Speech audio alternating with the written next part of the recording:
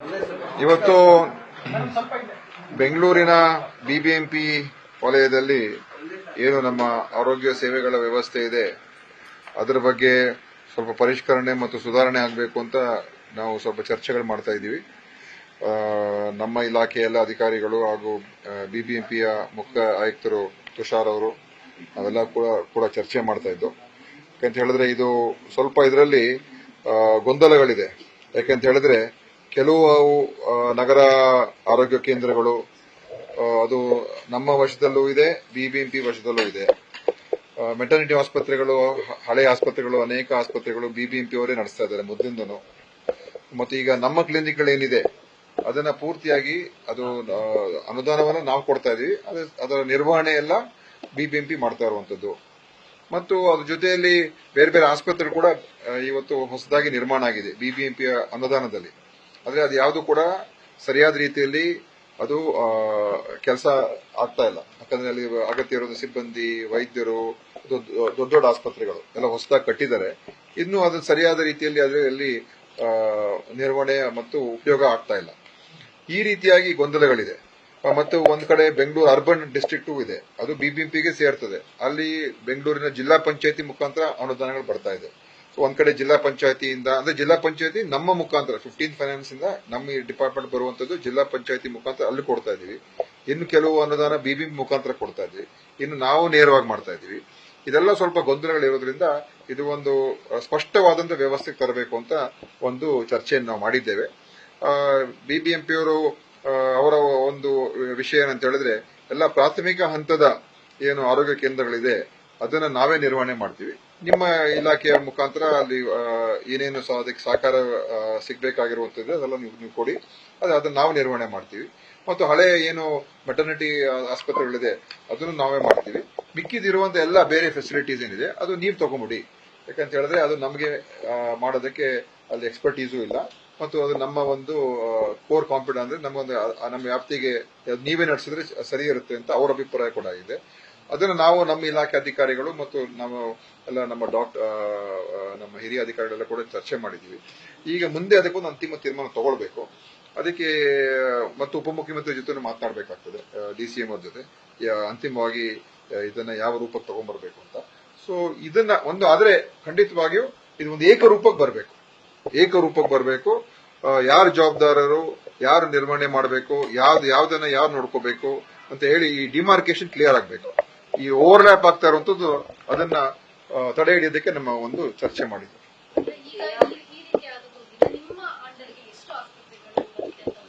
ಈಗ ಬಿಬಿಎಂಪಿಯವರು ಕೂಡ ಈಗ ಹೊಸ ಆಸ್ಪತ್ರೆಗಳಲ್ಲಿ ಕಟ್ಟಿದ್ದಾರೆ.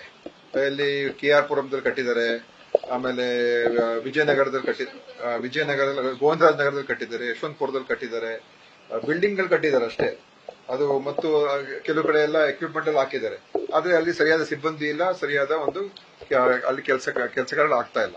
ಸೊ ನಿರ್ವಹಣೆ ಇಲ್ಲ. ಸೊ ಅದನ್ನ ಅಂತ ಆಸ್ಪತ್ರೆಗಳನ್ನು ನೀವೇ ತಗೊಂಡ್ಬಿಡಿ ಅಂತ ಅವ್ರು ಹೇಳ್ತಾ ಇರುವಂತದ್ದು. ಇದು ನಾವು ಈಗ ನಮ್ಮಲ್ಲಿ ಅಂತಿಮವಾಗಿ ಒಂದು ವಾರದಲ್ಲಿ ನಾವು ಇದರಲ್ಲಿ ಚರ್ಚೆ ಮಾಡ್ಕೊಳ್ತೀವಿ. ತದನಂತರ ನಾವೊಂದು ತೀರ್ಮಾನಕ್ಕೆ ಬಂದು ಆಮೇಲೆ ಡಿಸಿಎಂ ಅವ್ರ ಜೊತೆ ಕೂಡ ಚರ್ಚೆ ಮಾಡಿ ಇದನ್ನ ಒಂದು ಸ್ಪಷ್ಟವಾದಂತ ಒಂದು ತೀರ್ಮಾನಕ್ಕೆ ಬರಬೇಕಾಗ್ತದೆ. ಇಲ್ಲ, ಅಡ್ಮಿನಿಸ್ಟ್ರೇಟಿವ್ ಪರ್ಪಸ್ ಅಲ್ಲ, ಇದು ಜವಾಬ್ದಾರಿಗಳು. ಈಗ PHCಗಳು ಸಂಪೂರ್ಣ ಅವ್ರು ನಡೆಸ್ತೀವಿ ಅಂತ ಹೇಳ್ತಾ ಇರುವಂತದ್ದು. ಮತ್ತು ನಮ್ಮ ಕ್ಲಿನಿಕ್ಗಳು ಈಗಾಗಲೇ ಅವರೇ ನಡೆಸ್ತಾ ಇರೋದು, ಅನುದಾನ ನಾವು ಕೊಡ್ತಾ ಇರುವಂತದ್ದು. ಈ ತರ ಸ್ಪೆಸಿಫಿಕ್ ರೆಸ್ಪಾನ್ಸಿಬಿಲಿಟಿ, ಯಾವ್ದು ನೋಡ್ಕೋಬೇಕು, ಯಾವ್ದು ನೋಡ್ಕೋಬಾರ್ದು, ಮತ್ತು ಓವರ್ಲ್ಯಾಪ್ ಆಗಬಾರ್ದು, ಕನ್ಫ್ಯೂಷನ್ ಇರಬಾರ್ದು.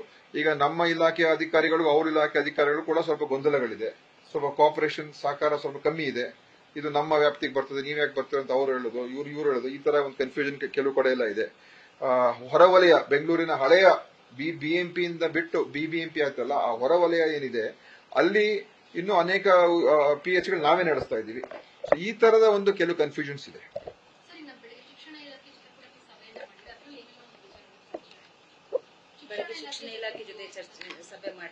ನಾನಿರಲ್ಲ, ನಾನು ಸಭೆ ನಾನು ಯಾವ್ದು ಮೀಟಿಂಗ್ ಮಾಡಿದೆ?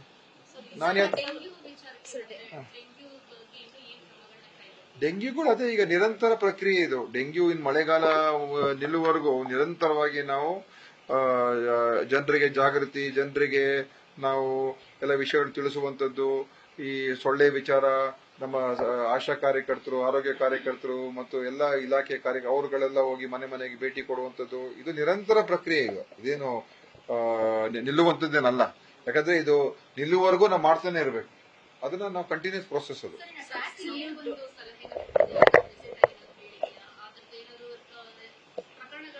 ಈಗ ನಾವು ಮೀಟಿಂಗ್ ಮಾಡಿ ಈಗ ಎಲ್ಲ ಕಡೆ ಉಚಿತವಾಗಿ ಈಗ ನಾವು ಎಲ್ಲೆಲ್ಲಿ ಫೀವರ್ ಅಂದ್ರೆ ಜ್ವರ ಬರುವಂತ ಡೆಂಗ್ಯೂ ಪಾಸಿಟಿವ್ ಬಂದಿರುವಂತ ಸ್ಥಳಗಳಲ್ಲಿ ಅಲ್ಲಿ ಸುತ್ತಮುತ್ತ ಎಲ್ಲಾ ಪ್ರದೇಶಗಳಲ್ಲಿ ಎಲ್ಲರಿಗೂ ಕೂಡ ತಪಾಸಣೆ ಮಾಡಿಸಿ, ಅಂದ್ರೆ ಯಾರ್ಯಾರಿಗೆ ಜ್ವರದ ಲಕ್ಷಣಗಳಿದ್ರೆ ಅವ್ರಿಗೆ ಡೆಂಗ್ಯೂನ ಟೆಸ್ಟ್ ಅನ್ನ ಮಾಡಿಸಬೇಕು, ಫೀವರ್ ಕ್ಲಿನಿಕ್ ಅನ್ನು ಓಪನ್ ಮಾಡಬೇಕು. ಯಾವಾಗಲೂ ಗೈಡ್ಲೈನ್ಸ್ ಅಲ್ಲಿ ಇಶ್ಯೂ ಮಾಡಿದ್ದೀನಿ.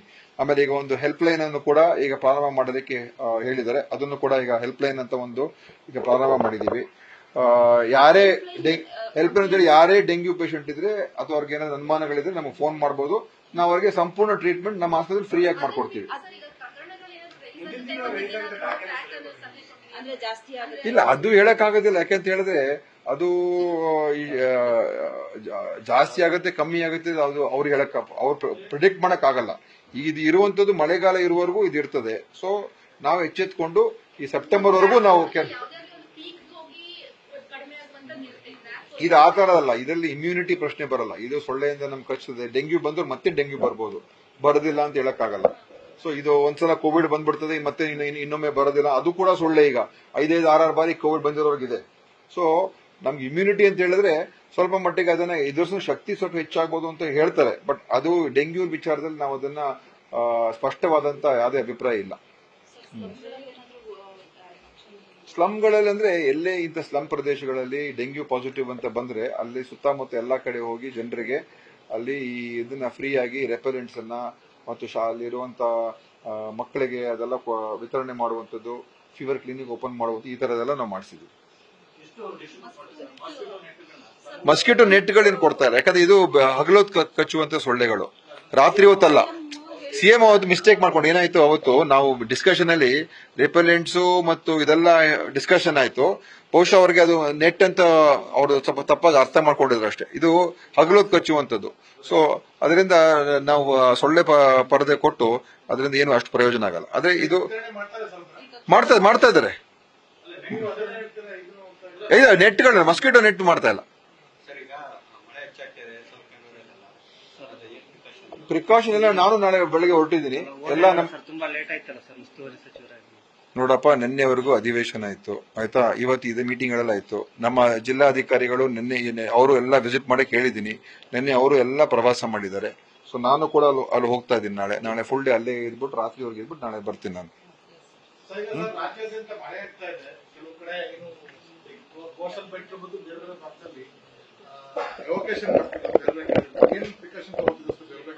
ಇಲ್ಲ, ಏನ್ ನಮ್ಮ ಎಲ್ಲಾ ರೀತಿಯ ಒಂದು ವ್ಯವಸ್ಥೆ ಮಾಡ್ಕೊಂಡಿದ್ದೇವೆ. ನಮ್ಮ ಏನು ಸಿಬ್ಬಂದಿ ಇರ್ಬೋದು, ಕೋಸ್ಟ್ ಗಾರ್ಡ್ಗಳು ಇರ್ಬೋದು, ನಮ್ಮ ಡಿಸಾಸ್ಟರ್ ಮ್ಯಾನೇಜ್ಮೆಂಟ್ ಫೋರ್ಸ್ ಇರ್ಬೋದು, ಎಲ್ಲಾ ಕಡೆಯಿಂದ ಕೂಡ ಜನ ಈ ತರ ಎಮರ್ಜೆನ್ಸಿ ಬಂದಾಗ ಬೋಟ್ಗಳು ಹೋಗ್ಬೇಕು, ಬೋಟ್ ಬೇಕಾಗಿರುವಂತ ಅಗತ್ಯ ಎಲ್ಲ ಎಕ್ವಿಪ್ಮೆಂಟ್, ರೋಪ್ಗಳು ಏನೇನ್ ಬೇಕು ಎಲ್ಲವನ್ನು ಕೂಡ ನಾವು ರಿವ್ಯೂ ಮಾಡಿ, ನಾನು ಹೋದ ಸಲನೇ ದಕ್ಷಿಣ ಕನ್ನಡ ಜಿಲ್ಲೆಗೆ ಹೋದ ಎಲ್ಲ ರಿವ್ಯೂ ಮಾಡಿ, ಎಲ್ಲ ಏನೇ ಎಮರ್ಜೆನ್ಸಿ ಬಂದ್ರೆ ನಾವು ತಯಾರಾಗಿರ್ಬೇಕು ಅದೆಲ್ಲವನ್ನು ಕೂಡ ಮಾಡಿ ಇಟ್ಕೊಂಡಿದ್ದೇವೆ.